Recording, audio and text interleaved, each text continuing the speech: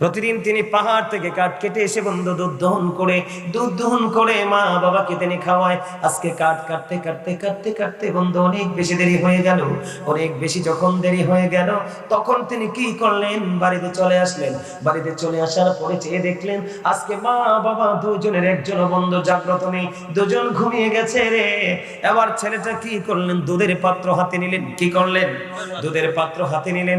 দুধের পাত্র হাতে নিয়ে মায়ের দরজার সামনে দাঁড়িয়ে রইল।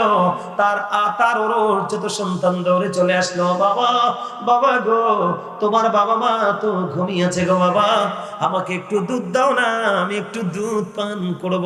বন্ধু এবার ওই কাঠুরিয়া কি করলেন, তিনি বললেন না না না না না না, আমি তোমাকে দুধ ওই পর্যন্ত পান করাতে পারবো না, আমি অতক্ষণ পর্যন্ত তোমাকে দুধ খাওয়াতে পারবো না।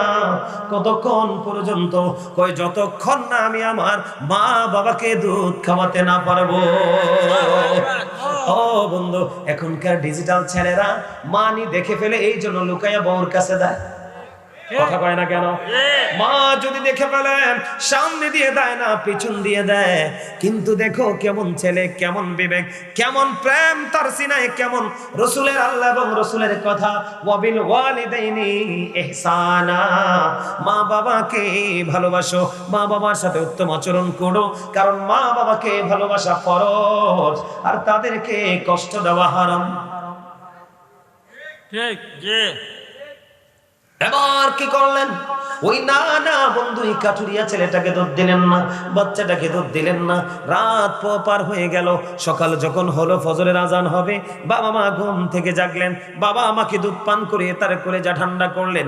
আজকের এই ছেলেটা ওই পাহাড়ের গুহার মধ্যে, গহীন গভীর পাহাড়ের গুহায়, পৃথিবীর কেউ জানে না, জানি শুধু আমার আল্লাহ। আল্লাহকে একটা ডাক দিলেন, মালিক মালিক রে, তুমি তো বলেছো বিল ওয়ালিদাইনি ইহসানা। কোরআন খুলে দেখলাম অত্যন্ত মধুর বাণী, ওমিও বাণী, তোমার লৌহে মাহফুজের কোরআন। ওই কোরআনের প্রেমে পড়লাম, কোরআনের শিক্ষা অর্জন করলাম, ওই কোরআন অনুযায়ী মা বাবাকে ভালোবাসলাম। ওই দিন যে আমি মা বাবার সাথে ভালো আচরণটা করেছিলাম, এটা একমাত্র তুমি এবং তোমার হাবিবের সন্তুষ্টির জন্য এই করেছিলাম আল্লাহ গো। ওই দিনের আমল যদি তোমার কাছে ভালো লেগে থাকে, তাহলে আজকে এত বড় বিপদ থেকে আমাদেরকে বাঁচাও। ও বন্ধু, দোয়া শেষ হইতে দেরি, এবার চাইয়া দেখে পাথরখানা একটু সরে গেছে। আল্লাহু আকবার। জোরে বলেন না সুবহানাল্লাহ, আরো জোরে বলেন না সুবহানাল্লাহ। পাথরটা কি হয়ে গেছে? একটুখানি বন্ধু সরে গেছে। তিনজন লোক সফরে বের হলেন। কি হলেন? তিনজন লোক সফরে বের হলো।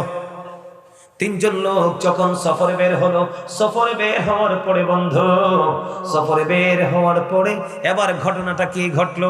তিনজন সফর শেষ করে তারা কি করলো? গুহার মধ্যে ঢুকলো। কোথায়? গুহার মধ্যে ঢুকলো। খেয়াল করেন, তার মানে পাহাড়ের ভিতরে। কোথায়? খেয়াল করেন ও বন্ধু, আবারও বলে দেই, ওই যে বলেছি লাহুমুল বুশরা ফিল হায়াতিদ দুনিয়া ফিল আখিরাহ, আল্লাহ রাব্বুল আলামিন ওই মানুষের জন্য শুভ সংবাদ দিয়েছে দুনিয়াতেও আখিরাতে, যার মনের মধ্যে আছে শক্ত ঈমান এবং পাশাপাশি আছে ভয়। ওই ছেলে কি ভয় করছে কিনা? আরো জোরে। এরে ব্রাহ্মণ খারার যুবক, আমি তোমাদেরকে বলে দিতে চাই, তোমরা তো বোঝার চেষ্টা করছো না, এবং কতটুকু বুঝতেছো ভাই আমি জানি না। এই যে বললাম ইদা সামাউন ফাতারাত, আকাশটা ভেঙে যাবে, ওয়া ইদাল কাওয়াকিবু তাতারাত, ওয়া ইদাল বিহারু ফুজ্জিরাত, আকাশটা যখন ভেঙে যাবে, তারকাগুলো কিয়ামতের দিন ঝরে ঝরে পড়বে। ও বন্ধু, সমুদ্রটা সেদিন উদ্বেলিত হয়ে যাবে। একটা মানুষ তার লিখিত দপ্তরটাকে যেমন ভাবে বিকালবেলা গোটায় কিনা? কথা বলেন না কেন? জুন এবং ডিসেম্বরে ক্লোজিং হয় কিনা? ও বন্ধু, একটা মানুষ যেমনি করে তার লিখিত দপ্তরটাকে গুটিয়ে নেয়, আল্লাহ রাব্বুল আলামিন ঠিক এই পৃথিবীটাকে তেমনি গুটিয়ে নেবে। ওই ভয়ঙ্কর দিনে আল্লাহর আরশের ছায়া ছাড়া কোনো ছায়া থাকবে না। এই পৃথিবী থেকে সূর্যটা 9,13,00,000 মাইল দূরে। কত মাইল? 9,13,00,000 মাইল দূরে বন্ধু সূর্য। সূর্যের আলো পৃথিবীতে আসতে সময় লাগে মাত্র 8 মিনিট 20 সেকেন্ড। প্রতি সেকেন্ডে 1,86,000 মাইল বেগে পৃথিবীর দিকে ছুটে আসে। এই সূর্যের কিরণ এত দূর থেকে অনেক আবরণ ভেদ করে আসে, আমরা সহ্য করতে পারি না। অনেক সময় মানুষ হিট স্ট্রোকে মারা যায়। ওরে যুবক বন্ধু, তোমরা বোঝো না কেন? কাল হাসুরের দিন আসমান তো থাকবে না, সূর্যটা সরাসরি তোমার মাথার উপরে থাকবে। পুরো শরীরটা ঘেমে যাবে, দুর্গন্ধময় হয়ে যাবে পরিবেশ।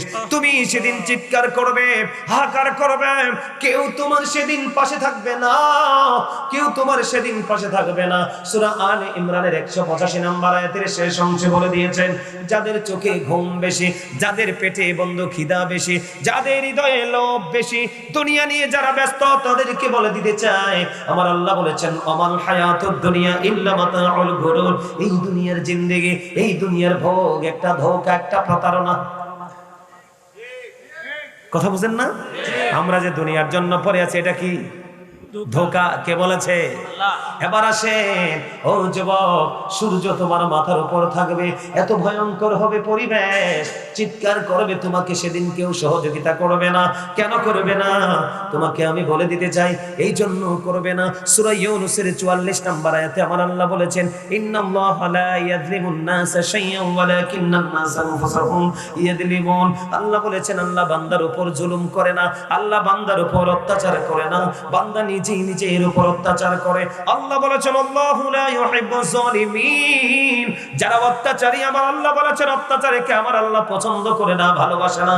আজকে যাদের কোনো কাজ নেই, ঘুমের কোনো অজুহাত নাই, সবকিছু ফ্রি থাকার পরেও আজকে যারা জান্নাতের বাগানে আসতে পারলো না, বসতে পারলো না, আমি বিশ্বাস করি তারা কাল হাসরের ময়দানে জবাব দিতে পারবে না। কারণ আল্লাহ আপনাকে দুনিয়ায় পেট ভরে খাওয়ার জন্য, পিঠ লাগাইয়া ঘুমানোর জন্য, নিজের ইচ্ছে মতো চলার জন্য দুনিয়ায় পাঠায় নাই। হ্যাঁ, আল্লাহ রাব্বুল আলামিন আপনার জন্য সবকিছু তৈরি করেছে, তবে সবকিছু ব্যবহারের একটা লিমিট দিয়েছেন। কথা বলেন না কেন? আজকে রাতের পরে আগামী 1 বছর পরে আরেকটা মাহফিল হবে, যদি বেঁচে থাকেন করলে, ঠিক কিনা বলেন? 364টা রাত আপনি ফ্রি। আপনার এলাকায় এত বড় মাহফিল, আপনারা বাসা আসতে পারলেন না, ও বন্ধু, আপনার অবস্থাও ভালো হবে না। এই জন্য আল্লাহ বলেছেন ওয়াল্লাহু লা ইউহিব্বুজ জালিমিন। যারা অত্যাচারী তাদেরকে আমার আল্লাহ পছন্দ করে না। এরপরে বলেছেন ওমালিজ জালিমিনা মিন আনসার। জালেমরা যখন বিপদে পড়বে, আল্লাহ তাদের জন্য কোনো সাহায্যকারীও রাখে না। যাবেন কই? যাবার রাস্তা আছে? আমরা কত বোকা, কত স্টুপিড। দোকানের সামনে সিসি ক্যামেরা লাগালে আমরা ভয়ে দোকানের সামনে কোনো অকারেন্স করি না, কারণ ফুটেজ ধরা পড়ে যাবে, ঠিক না? অথচ এই ক্যামেরা নষ্ট করা যায়। আর আপনার আমার সঙ্গে চির অমর সিসি ক্যামেরা আছে, সেই খবর কিন্তু আপনার আমার অপরাধ করতে দেদারছে। আমরা, আল্লাহ তো দেখে না, ঠিক কিনা? কোন দেখে? ওমা ওমা দেখে? ওমা আল্লাহ কোন দে দেখে? দেখে। ওয়া ইন্না আলাইকুম লাহাফিজিন কিরামান কাতিবিন। যাবেন কই? যাবেন কই? কিরামান কাতিবিন কাঁদে বসিয়া সকল কর্ম লিখিতেছে হুকুম নিয়া, আল্লাহর হুকুম নিয়া। 40 কদম হাঁটিয়া আসবে সজন, মুনকার নাকির হাজির হইবে রে তখন। ঘুমটা খুলিয়া সওয়াল করিবেন তখন, 40 কদম হাঁটিয়া আসবে রে সজন। ঠিক না বাড়ে? আরো যারা বলেন বন্ধু, আমি আপনাদেরকে বলে দিতে চাই, সেই দিন তুমি কাউকে খুঁজে পাবা না। যেই সম্পদের জন্য, যে সন্তানের জন্য তুমি আল্লাহ রাসূলকে ভুলে গেলে। কোরআন শরীফের 19 পারা সূরা শুআরার 88 নম্বর আয়াতে আমার আল্লাহ বলে দিয়েছেন, ইয়াউমা লা ইয়ানফাউ মালু ওয়ালা বানুন। ওই হাসরের দিন আপনার ধন সম্পদ, সন্তান সন্ততি কোনো কিছুই কোনো কাজে আসবে না। এই জন্য বন্ধু বলে দিতে চাই, বাঁচতে যদি চাও গো, এখনই দিনের শিক্ষায় নিজেকে শিক্ষিত করে নাও। তুমি প্রতিটা পদে পদে বন্ধু বাঁচতে পারবে। যেটা আমি বলতে চেয়েছিলাম, তিনজন লোক গুহার মধ্যে ঢুকলো। ঢোকার পরে বন্ধু হঠাৎ করে এক আশ্চর্য ধরনের পাথর পড়লো ধসে। ওই পাথর এমন ভাবে পড়লো, ওই তিনজন লোক যেই পথ দিয়ে গুহার মধ্যে ঢুকলো ওই প্রবেশ পথ বন্ধ করে দিল। হাদিস শরীফের মধ্যে এসেছে, হাদিসের রাবী বলেছেন, এত বড় পাথর মালিক যদি না সরায়, কারো বাবার দুনিয়ার কারো বাবার ক্ষমতা নাই পাথর সরাবার। আল্লাহু আকবার বলেন না। এবার বন্ধু তিনজন মনে মনে চিন্তা করলেন, তিনজন মনে মনে চিন্তা করলেন, এই গভীর পাহাড়ের ভিতরে আমরা আবদ্ধ হয়ে গেলাম, দুনিয়ার কেউ তো জানে না, জানে একমাত্র আমাদের আল্লাহ। এখান থেকে কেমন করে বাঁচবো? তিনজন মনে মনে চিন্তা করলেন, আমাদের জীবনে যে স্পেশাল নেক আমল আছে, এই নেক আমলের উসিলা দিয়ে আল্লাহর কাছে দরখাস্ত করে দেখি আল্লাহ কবুল করে নি। বন্ধু এক নম্বরে প্রথম জন, ওনার জীবনের স্পেশাল আমলটা কেমন ছিল বন্ধু? ওনার স্পেশাল আমলটা ছিল, উনি ছিলেন একজন কাঠুরিয়া। প্রতিদিন তিনি বন্ধু কাঠ কাটার জন্য চলে যেতেন। কাঠ কাটার জন্য যখন চলে যেতেন, ওনার ঘরে কিন্তু দুধের পানি আছে, কি আছে? প্রতিদিন তিনি পাহাড় থেকে কাঠ কেটে এসে বন্ধু দুধ দহন করে মা বাবাকে তিনি খাওয়ায়। আজকে কাঠ কাটতে কাটতে কাটতে কাটতে বন্ধু অনেক বেশি দেরি হয়ে গেল। অনেক বেশি যখন দেরি হয়ে গেল, তখন তিনি কি করলেন? বাড়িতে চলে আসলেন। বাড়িতে চলে আসার পরে চেয়ে দেখলেন আজকে মা বাবা দুজনের একজন বন্ধু জাগ্রত নেই, দুজন ঘুমিয়ে গেছে রে। এবার ছেলেটা কি করলেন? দুধের পাত্র হাতে নিলেন। কি করলেন? দুধের পাত্র হাতে নিলেন। দুধের পাত্র হাতে নিয়ে মায়ের দরজার সামনে দাঁড়িয়ে রইল। তার ওর যত সন্তান দৌড়ে চলে আসলো, বাবা বাবা গো, তোমার বাবা মা তো ঘুমিয়েছে গো, বাবা আমাকে একটু দুধ দাও না, আমি একটু দুধ পান করবো। বন্ধু এবার ওই কাঠুরিয়া কি করলেন?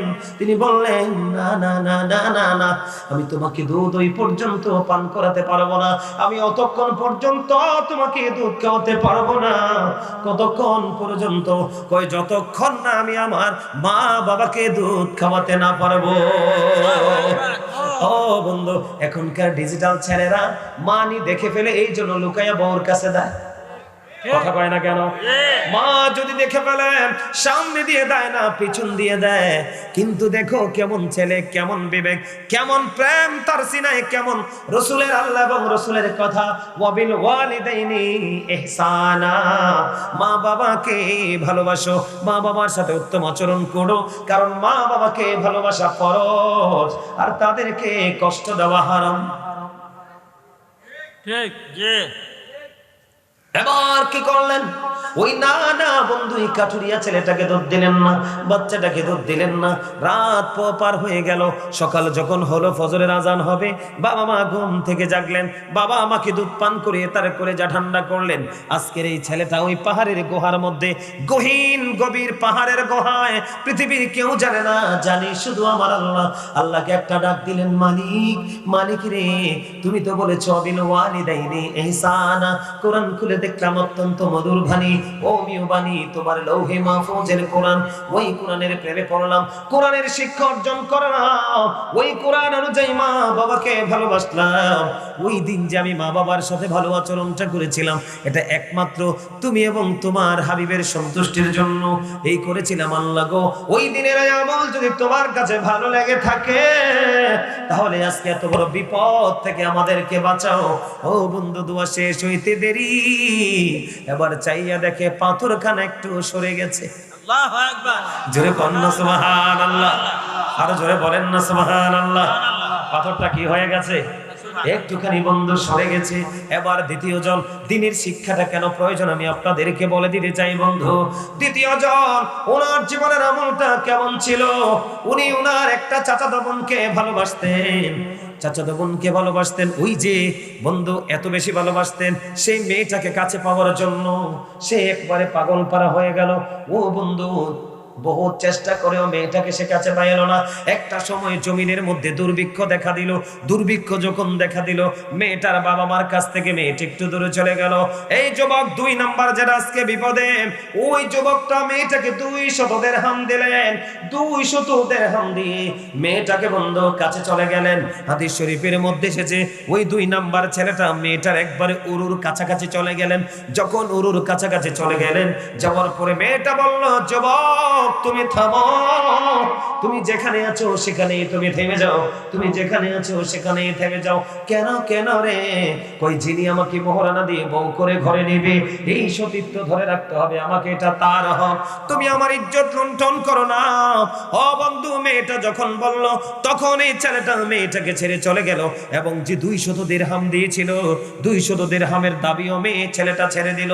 ও বন্ধু, আজকের এই ছেলেটা বিপদে পড়ে আছে, দুনিয়ার কেউ জানে না। আল্লাহর কাছে দরখাস্ত দিলেন, মালিক, মালিক রে, আমি ওই দিন যে আমলটা করেছিলাম তুমি আল্লাহর দিদারের আশায় তোমাকে খুশি করার জন্য, ওই দিনের আমল যদি তোমার কাছে ভালো লাগে, আল্লাহ আমাকে আজকে বিপদ থেকে তুমি উদ্ধার করো। ও বন্ধু, তার দোয়া যখন শেষ হয়ে গেল, দেখা গেল হাদিস শরীফের মধ্যে এসেছে পাথরটা আরো একটুখানি সরে গেছে, আল্লাহু আকবার। আল্লাহর কুদরতে সরে গেছে। ও বন্ধু, তৃতীয় জনের পালা, এবং তৃতীয় জন তার আমলটা হলো কি জানেননি? সে কাজের লোক দিয়ে কাজ করাইছিল, কাজের লোক দিয়ে তিনি কাজ করিয়েছিলেন, কিন্তু একজন শ্রমিক তার মালিকের কাছ থেকে কাজের বেতন, তার মানে পারিশ্রমিক না নিয়ে চলে গেছে মালিকের কাছে। কার কাছে? মালিকের কাছে তার কাজের বেতন রয়ে গেছে। এবার মালিক কি করলেন? ও বন্ধু, মালিকের কাছে কাজ করলেন কিন্তু বেতন নিলেন না, বেতন রয়ে গেছে মালিকের কাছে। এখন মালিক তো শ্রমিকের কাছে ঋণী। এবার ওই মালিক কি করলেন? তার যে পারিশ্রমিক, তার যে বেতন, ওই বেতনটা দিয়ে তিনি পশু খরিদ করলেন। সুবহানাল্লাহ বলেন না কেন? কি করলেন? পশু খরিদ করলেন, মানে কিনলেন। কেনার পরে বন্ধু, ছোটটা বড় হলো, বড় হয়ে মা হলো, এরপরে বাচ্চা দিল, ওই বাচ্চা আবার বড় হলো, আবার বন্ধু মা হলো। এমনি করে করে বন্ধু অনেক বড় পাল হয়ে গেছে, পশুর পাল। এরই মধ্যে হঠাৎ করে একদিন ওই শ্রমিক চলে আসলো, মালিক আপনার কি মনে পড়ে গো, আমি তো আপনার কাছে বেতন রেখে গিয়েছিলাম, আমি নিতে পারিনি, আমি আজকে আপনার কাছে বেতনের জন্য এসেছি, মালিক আমার পারিশ্রমিকটা একটু আমাকে দিয়ে দেন। এবার এই কথা বলার পরে এবার ওই মালিক আজকের বিপদগ্রস্ত তৃতীয় জন এবার কি করলেন? তুমি ওই দিকে দেখো, ওই মাঠের মধ্যে যত পশু দেখা যায় সবগুলো তোমার, তুমি এইগুলো নিয়ে যাও, যেদিন তুমি বেতন রেখে গিয়েছিলে সেই দিন আমি ইনভেস্ট করেছিলাম, বাড়তে বাড়তে এই পর্যন্ত এসেছে, এই সবগুলো তোমার, তুমি নিয়ে যাও। এই কথা বলার পরে বন্ধু এবার কি করলেন? ওই শ্রমিক তো নিয়ে গেলেন, আজকে কিন্তু তিনি বিপদে পড়েছে, দুনিয়ার কেউ জানে না, জানে শুধু আল্লাহ। আল্লাহকে ডাক দিয়ে বললেন, মালিক, মালিক রে, ওই দিনের আমল যদি তোমার কাছে ভালো লাগে, পছন্দ হয়, তাহলে আজকে আমাকে বিপদ থেকে উদ্ধার করো। দোয়া শেষ হইতে দেরি আল্লাহর কুদরতে পুরো পাথর ওখানে সরে গেল, তারা 3 জনই নিরাপদ। আল্লাহু আকবার। মজা লাগছে না? সুবহানাল্লাহ। কথা কয় না কেন? মজা লাগছে না? ওই যে বললাম মজা লাগবে কার কার কাছে? যার যার প্রেম আছে। কি আছে? ইবাদতকে শক্তিশালী করে আল্লাহ রাসূলের ভালোবাসা। আপনি ভালোবাসা দ্বারা নামাজ পড়তে যাবেন, দূর মিয়া খর কইরা লাগবে। কথা কয় না কেন? আমার কথা বুঝতে পারছেন? এই দিনের শিক্ষার জন্য আমাদের প্রয়োজন। কথা কয় না কেন? আরো জোরে। এই দুনিয়াটা কিন্তু আমাদের জন্য পরীক্ষা। আমাদের জন্য কি পরীক্ষা? আমরা কিন্তু পরীক্ষা দিচ্ছি। কথা বুঝতে পারছেন? আর জোরে বলেন। তো আমাদের এই চরিত্র ঠিক করতে হবে নি? রাসূল সুন্দর চরিত্রের খবর পাইছেন নি? হ্যাঁ, কেন? এটা শুধুমাত্র দিনের শিক্ষা থাকার কারণে, ঠিক কিনা বলেন? আবার আসেন, আমার রাসূল ছিলেন শ্রেষ্ঠ সত্যবাদী, কিন্তু আমরা বলি মিথ্যা কথা। কথা বলেন। মিথ্যাবাদীর আরেক নাম হলো মুনাফিক। মিথ্যাবাদীর আরেক নাম কি? মুনাফিক। রাসূল বলেছেন, believers love the prophet, hypocrites don't love the prophet। রাসূল বলেছেন, ঈমানদাররা আমি রাসূলকে ভালোবাসবে, মুনাফিকরা আমি রাসূলকে ভালোবাসবে না। এই দেখেন, যারা মিথ্যা কথা বলে তাদের মুখ থেকে এত বেশি দুর্গন্ধ বের হয়, এই দুর্গন্ধের কারণে তার সিকিউরিটি ফেরেশতা তাকে ছেড়ে 1 মাইল দূরে চলে যায়। কেন? মিথ্যা কথা বলার পরে তার মুখ থেকে দুর্গন্ধ বের হয়। নাউজুবিল্লাহ নাউজুবিল্লাহ জোরে জোরে বলেন না নাউজুবিল্লাহ, নাউজুবিল্লাহ আরো জোরে বলেন নাউজুবিল্লাহ। নাউজুবিল্লাহ। তাহলে আমরা যদি রাসূলের আদর্শ ধরে রাখতে চাই তাহলে আমাদেরকে কি করতে হবে? দ্বীনি শিক্ষা গ্রহণ করুন। দ্বীনের শিক্ষা গ্রহণ করতে হবে, ঠিক কিনা বলেন? একটা মানুষ দ্বীনের শিক্ষা অর্জন করার জন্য যত পরিশ্রম করবে, যত হাঁটবে, জান্নাত তার তত কাছে আসবে। আল্লাহু আকবার। কে আসবে? কারণ একটা মানুষ যত শিখবে ততই আলোকিত হবে, যত শিখবে ততই আলোকিত হবে। এই জন্য দ্বীনের নিজের চরিত্রকে, নিজের লাইফকে, নিজের ফিউচারকে ব্রাইটনেস করতে হলে দ্বীনের শিক্ষার কোনো বিকল্প নেই, ঠিক না বলেন? আমরা দ্বীনের শিক্ষা অর্জন করতে চাই কি চাই না? আয় আরো জোরে বলেন, জি চাই কি চাই না? আমরা সবাই দ্বীনের শিক্ষা অর্জন করতে চাই। 5 ওয়াক্ত নামাজ পড়বো, হালাল পথে রোজগার করব, মা বাবার সাথে ভালো আচরণ করব, সামাজিক বন্ধনে আবদ্ধ হয়ে চলবো, মিথ্যা কথা থেকে দূরে থাকবো, বিশেষ করে সুদ ঘুষ থেকে আমরা বেঁচে থাকবো। গ্রামে গঞ্জে কিন্তু বেশিরভাগ চাঙ্গা ব্যবসা হলো সুদ। নাউজুবিল্লাহ বলেন। পুরুষরা তো খায় খায়, মহিলারাও খায়। দেখবেন আপনি টাকা হাওলাত চাইলে করবো, বোন গো হারামও নাই। কে? যখন আপনি সুদের কথা কইবেন, কইব আমার বড় আফার কাছে কিছু টাকা আছে, কারণ দুলাভাই বিদেশ থাকে। কথা কয় না কেন? আসলে কিন্তু ভুল কথা, টাকা তার নিজে। কার? এরকম কৌশলে টাকা লাগায় না? কথা বলেন, লাগায় কিনা? ওই মানুষ সারা জীবন নামাজ পড়ুক, কোনো ফায়দা হবে না। লা তাকবালু সালাতু বিগাইরি তুহু ওয়ালা সাদাকাতুম মিন কুলুব। পবিত্রতা ছাড়া ইবাদত কবুল হয় না, হালাল টাকা না হইলে দানও কবুল হয় না। কথা বুঝতে পেরেছেন? আর যারা বলেন, বুঝতে পারছেন? আমাদেরকে কি করতে হবে? দ্বীনের শিক্ষা অর্জন করতে হবে। দ্বীনের শিক্ষার কোনো বিকল্প নেই। সম্মানিত উপস্থিতি, এই যে বললাম আমি, আমাদের ছেলের এখন আমাদেরকে সালাম দেয় না। দেয়? কেন দেয় না? ওই যে শিক্ষা নাই। আমি মুসলমান হয়ে জন্ম হয়েছি, আমার জীবন কত সুন্দর, কত দামি, এটা যদি আমরা বুঝতাম তো বুঝার জন্য আমাদেরকে শিক্ষা অর্জন করতে হতো।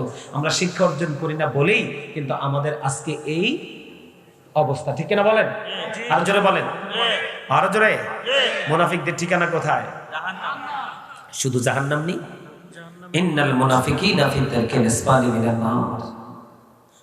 একেবারে নিকৃষ্ট জায়গা, জাহান্নামের একবারে সবচেয়ে খারাপ জায়গা হলো, মনে রাখবেন, বেঈমানরা কিন্তু আমাদের প্রকাশ্য শত্রু। প্রকাশ্য শত্রুর চাইতে কিন্তু ছদ্মবেশী শত্রু বড় মারাত্মক। ওমা কথা কয় না কেন? আর জোরে। 61 হিজরি, এদিকে তাকান। 61 হিজরিতে কারবালা হয়েছে না? হয়েছে তো। এই কারবালা যে হয়েছে, এরা কি হিন্দু খ্রিস্টান ছিল? এরা তো মুসলমানই ছিল। কিন্তু মুনাফিক মার্কা মুসলমান, তাদের অন্তরে ছিল ইসলামের কথা, আর মুখে ছিল ইসলামের কথা, অন্তরে ছিল ইসলাম ধ্বংস করার পায়তারা, ঠিক কিনা বলেন? সম্মানিত এই উপস্থিতি, এই জন্য আপনার আমার জীবনে আপনি আমি আমরা রাসূলকে কি করতে হবে?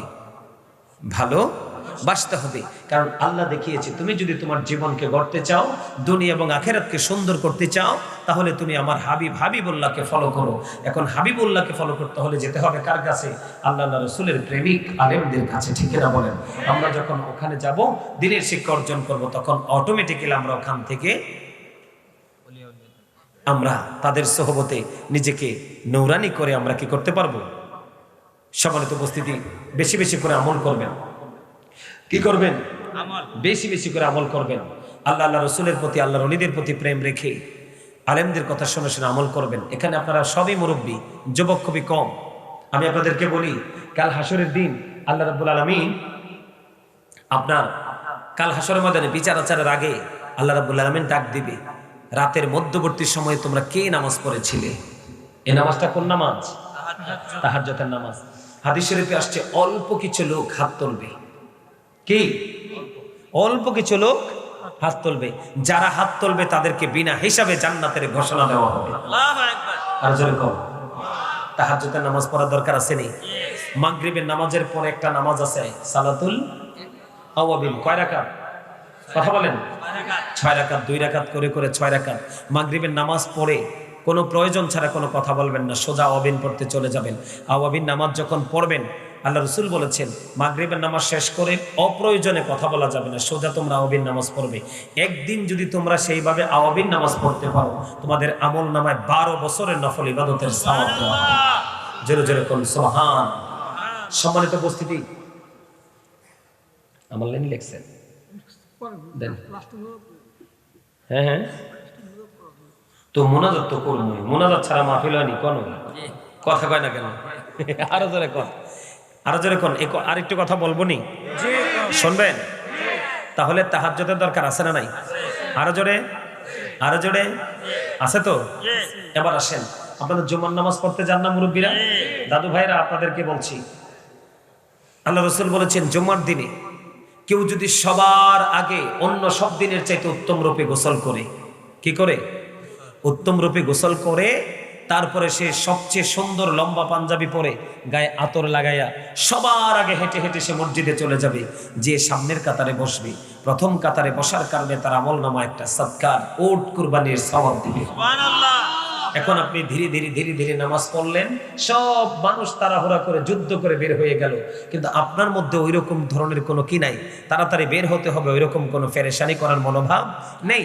আপনি কি করলেন? আপনি বসে রইলেন, জুমার নামাজ পড়লেন, তারপরে আর সুন্নত নফল আছে না, এগুলো পরে সবার পরে বের হলেন। রসুল বলেছেন তুমি এসেছো সবার আগে, বের হয়ে গেলে সবার পরে। শুধু এইভাবে আমল করার কারণে তোমার আমল নামায় প্রতিটা কদমে কদমে 1 বছরের নফল ইবাদতের সওয়াব দেওয়া হয়। সুবহানাল্লাহ। তার মানে আপনার বাড়ি যাইতে যদি 50টা কদম লাগে, তাহলে 50 বছরের নফল ইবাদতের সওয়াব। তো এই আমলগুলো আমাদের করার দরকার আছে নি? দাইলামি শরীফের মধ্যে এসেছে, কেউ যদি মদিনাওয়ালাকে ভালোবেসে প্রতিদিন 1000 বার দুরূদ পড়তে পারো, রসুল বলেছেন সে জান্নাত না দেখা পর্যন্ত তার মরণ হবে না। আল্লাহু আকবার। আরো জোরে বলেন না, কি হবে না? জান্নাত না দেখা পর্যন্ত তার মরণ হবে না। কেউ যদি রসুলকে ভালোবেসে প্রতিদিন 80 বার দুরূদ, জুম্মার দিনে 80 বার দুরূদ পড়তে পারে, আল্লাহ খুশি হয় তার 80 বছরের সগীরা গুনাহ মাফ করে দেয়। সম্মানিত উপস্থিতি, ফজরের নামাজের পরে ঘুমায়েন না। ফজরের নামাজ পড়ে কেউ কোরআন তেলাওয়াত, কেউ জিকির আজকার করবেন, দেখবেন কিছুক্ষণ পরে সূর্য উঠে যাবে। সূর্য উঠে যাওয়ার পরে একটা নামাজ আছে, নামাজের নাম জানেন? কোন নামাজ? ইশরাকের নামাজ। কেউ যদি ফজরের নামাজ পড়ে ঘুমায় না, না ঘুমিয়ে কোরআন তেলাওয়াত জিকির আজকার করতে করতে সূর্য ওঠার সাথে সাথে সে ইশরাকের নামাজ পড়ে, আল্লাহর হাবিব বলে দিয়েছেন তার আমল নামায় পরিপূর্ণ একটা ওমরা এবং পরিপূর্ণ একটা হজের সওয়াব দেওয়া হয়। সুবহানাল্লাহ। এই আকাশে অস্ত যাওয়ার আগ পর্যন্ত আরেকটা নামাজ পড়া হয়, এটার নাম জানেননি? শাস্তের নামাজ। এটাকে দোহান নামাজও বলা হয়। ওই নামাজটা 2 রাকাত থেকে 12 রাকাত পর্যন্ত পড়া যায়। কত রাকাত? 2 রাকাত থেকে 12 রাকাত পর্যন্ত পড়া যায়। এই 12 রাকাত নামাজ যে ব্যক্তি পড়তে পারবে, কি করতে পারবে? পড়তে পারবে, তার বডির মধ্যে যে আপনার 360টা জোড়া আছে, পার্টস আছে, 360টা পার্টসের সদকার সওয়াব পেয়ে যাবে। যেরকম সুবহানাল্লাহ। সম্মানিত উপস্থিতি, এখন কিন্তু আমাদের মধ্যে এই কম্পিটিশনটা নাই। ধীরে ধীরে ধীরে ধীরে এগুলো কিন্তু আমাদের মধ্য থেকে কি হয়ে যাচ্ছে? চলে যাচ্ছে। আল্লাহ যেন আমাদের সবাইকে ইমানে ইসলামী জিন্দেগি দান করে। সকলে বলেন আমিন। আরো জোরে বলেন আমিন। আমিন। কথা বলেন। এখানে আমাকে একটা প্রশ্ন করা হয়েছে যে হজ করার আগে, হজ করার পরে হাজি লেখা যাবে কিনা। সম্মানিত উপস্থিতি, হজ তো আল্লাহ কবুল করছে কিনা এটা তো আপনি আমি জানি না। কথা বলেন, আমি যে হজ করতে গেলাম, আমার হজটা আল্লাহর দরবারে কবুল হয়েছে কিনা এটা কি আপনি আমি জানি? এটা তো আপনি আমি জানি না। আমি নিজে প্রাউড ফিল করতে পারবো না, আমি নিজে বলতে পারবো না যে আমি হাজি। কথা কি বুঝতে পারছেন? আমি নিজে বলতে পারবো না, কারণ আমি তো জানি না আমার হজ কবুল হয়েছে কিনা। আর আরেকজনও, আর আমাদের মধ্যে এমনি তো মানুষের মধ্যে একটু আবেগ বেশি কাজ করে, ঠিক না? একটু কি কথা কয় না কেন? ম্যাক্সিমাম লোকে তো ওখানে যায় আইসা নামের আগে হাজি লেখার জন্য, আলহাজ লেখার জন্য। কথা বলেন না কেন? বলা যাবে না যে তা না, কিন্তু আমি তো জানি না আমি হাজি হতে পারছি কিনা, আমারটা কবুল হয়েছে কিনা, ঠিক কিনা বলেন? তবে না বলাটাই বেটার। এটা তো ইবাদত, এটা তো আমল, এটা আমার আর আমার আল্লাহর ব্যাপার, ঠিক কিনা বলেন? কথা বলেন। নিজে নিজে আমি তো কখনো বলি না আমার নামের আগে, তারপরে মানুষে কি বলে? হ্যাঁ, মানুষ হাজি লিখে ফেলে, বলে ফেলে, কিন্তু আমি লিখি না কখনো। আমি এখনো টেনশনে আছি, আল্লাহ তুমি জানি কবুল করছো নি। আল্লাহু আকবার। 2022 সালে গেছিলাম, 2022-এ গেছিলাম, আর 26 চলতেছে। এখনো মনে মনে ভাবি কি, আল্লাহ জানি আমারটা কবুল করেনি। ঠিক কিনা বলেন? আরো জোরে। আমিন। কিতা লেখছে এটা?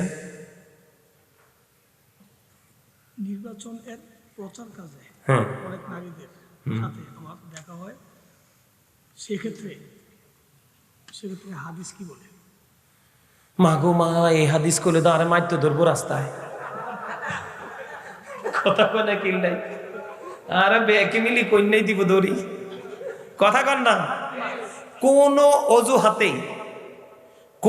অজুহাতে আপনি নারীর সাথে দেখা করতে পারবেন না, কোন অজুহাতেই না।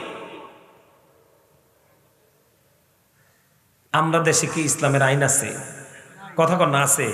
মানে আমি যদি কই যে ভাই আপনি এই কামটা কি ইরে করলেন, হ্যাঁ 60 জন লাগাবে আমার পিছনে, আমার ডিস্টার্ব করার লাই, কি ও কথা কয় না কেন? বেগানা পুরুষ আর বেগানা নারী, এটা হচ্ছে কত ভয়ঙ্কর। আপনি দেখা করবেন কেমনে? এটা টোটাল হারাম। কেমন হারাম আমি আপনাকে বলি।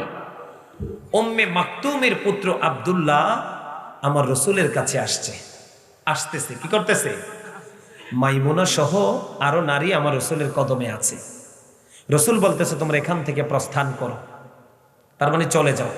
তখন নারীরা বললেন ইয়া রাসূলুল্লাহ, উম্মে মাকতুমের পুত্র আব্দুল্লাহ তো অন্ধ। নবীজি বললেন তুমি তো অন্ধ না। সুবহানাল্লাহ বলেন না কেন? আরে আব্দুল্লাহ অন্ধ, আব্দুল্লাহ তোমাকে দেখতে পাবে না, কিন্তু তুমি তো অন্ধ না, তুমি তো দেখতে পাবে। জোরে বলেন ঠিক না বেঠে? উকি দিয়ে চুকি দিয়েও নারীর দিকে তাকানো যায় না, আর সরাসরি তো গজব। এটা কোনোভাবে কি না ঠিক না, এটা দূরে থাকতে হবে। প্রচারণা তো অন্যভাবেও করা যায়, ঠিক কিনা বলেন?